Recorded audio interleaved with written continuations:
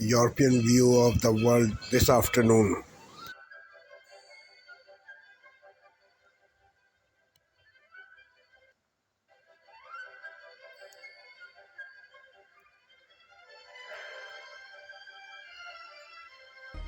The Dutch and the Danes are to supply Ukraine with F-16 fast jets, rewarding months of diplomatic pressure on NATO allies from President Zelensky. As wildfires rage in southern Europe and temperatures soar, firefighters still struggle to keep blazes under control. Russia's Luna 25 unmanned spacecraft has crashed into the moon after spinning into uncontrolled orbit. Spain have lifted the Women's World Cup trophy for the first time after beating England 1-0 thanks to a 29th minute goal from Olga Carmona. Organisers of the 2024 Paris Olympics have been left with a pollution problem after water tests prompted the cancellation of a swimming event in the Seine. The president of Ukraine with the Danes, who've pledged to supply his country with 19 F-16 fast jets. A chance to sit in the cockpit and to savour the result of months of diplomatic pressure, the US giving the green light for allies to help Ukraine recover control of its skies. It won't be an overnight solution. Ukrainian pilots may not be at the controls until Christmas, but with the Dutch also offering 42 of the jets, there's fresh hope for victory.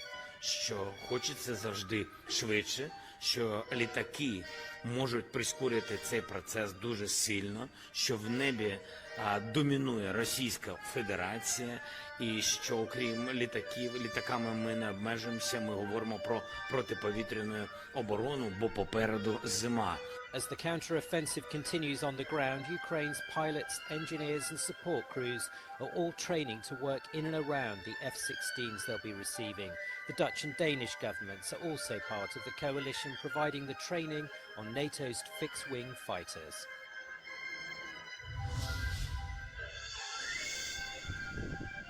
Authorities in Turkey evacuated another 5 villages near the northeastern border with Turkey on Sunday. Strong winds whipped up the flames and civil protection authorities warned of an extreme fire risk on Monday in the region around the capital Athens and other parts of southern Greece. In Orotova in Tenerife, the last remnants of fires which broke out on Tuesday were still being tackled. As weather conditions improved, firefighters were more able to tackle the blaze. Police in the Canary Islands have confirmed a wildfire raging on the Spanish island of Tenerife was started deliberately. 3 lines of investigation have been opened, but there's been no confirmation of arrests. Heat waves have continued to hit areas of southern Europe, including eastern France, with experts suggesting the frequency of unusually late high temperatures are down to global warming. Temperatures are predicted to persist all week.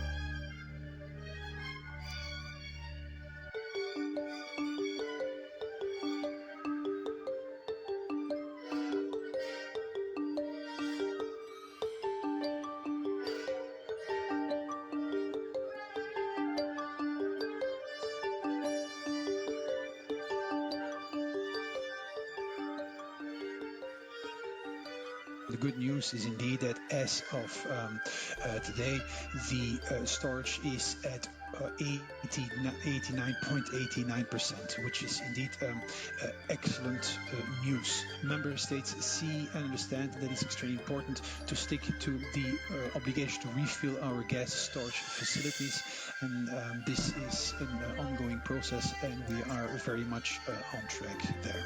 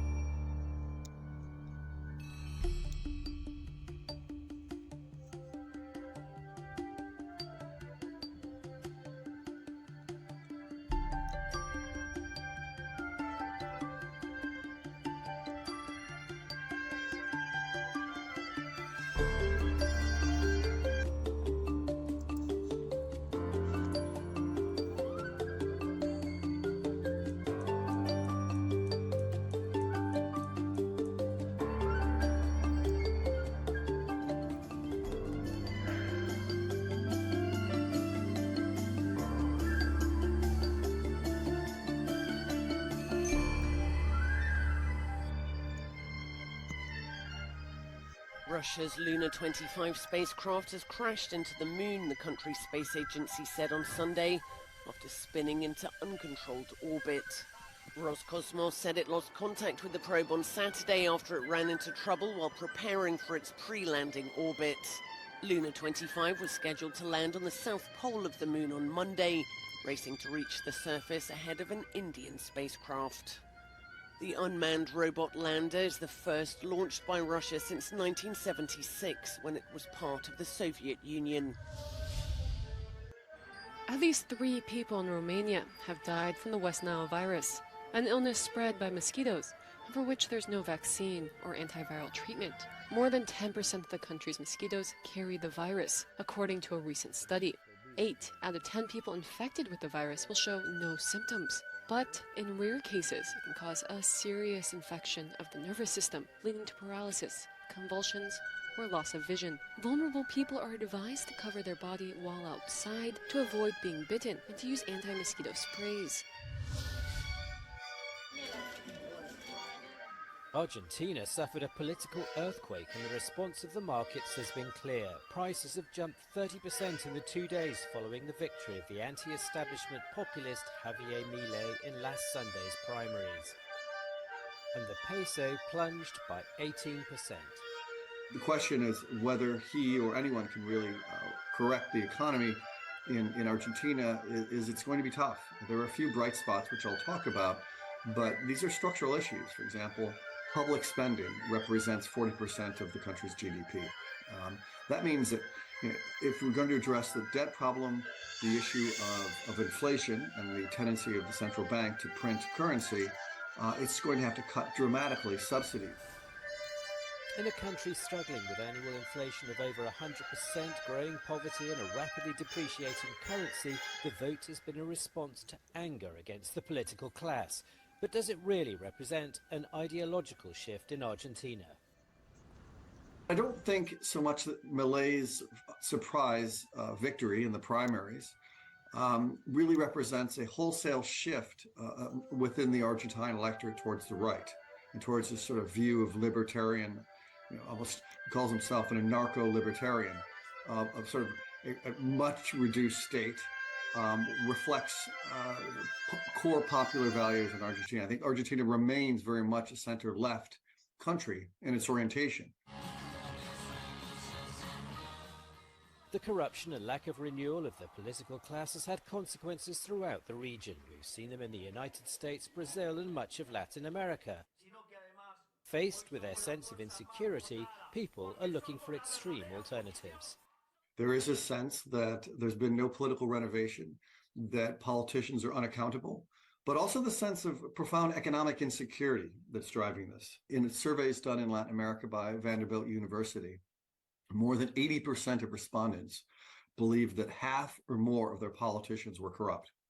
When people don't trust their politicians, when they don't trust their institutions, they look for extreme answers outside the system. Spain produced a stunning performance to clinch their first Women's World Cup title on Sunday with a 1-0 win over England. Olga Carmona's superb finish in the 29th minute proved to be the difference between the two sides as La Roja made history.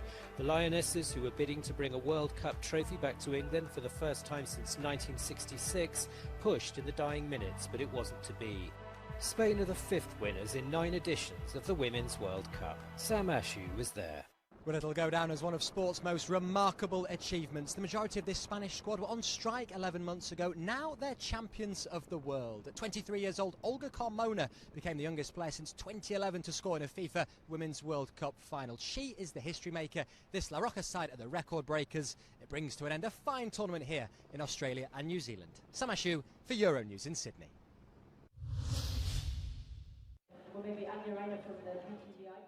It was meant to be a trial run for the 2024 Paris Olympics, but pollution concerns meant the plug had to be pulled on an open water swim in the Seine on Sunday. Although competitors had swum in the river earlier in the week, the latest water quality test gave organisers no choice. On n'a pas encore d'explication sur la dégradation de la qualité de l'eau. Elle a été constatée avec 2 mesures qui ont montré des divergences, ce qu'on disait précédemment. Aujourd'hui, il y a une enquête qui est en cours pour essayer de comprendre l'origine de cette dégradation. Paris isn't the first Olympic Games to face pollution concerns over open water swims. Tokyo and Rio had similar problems. However, since triathlon was introduced as an Olympic sport in Sydney in 2000, no Olympic triathlon has ever had to convert to a biathlon.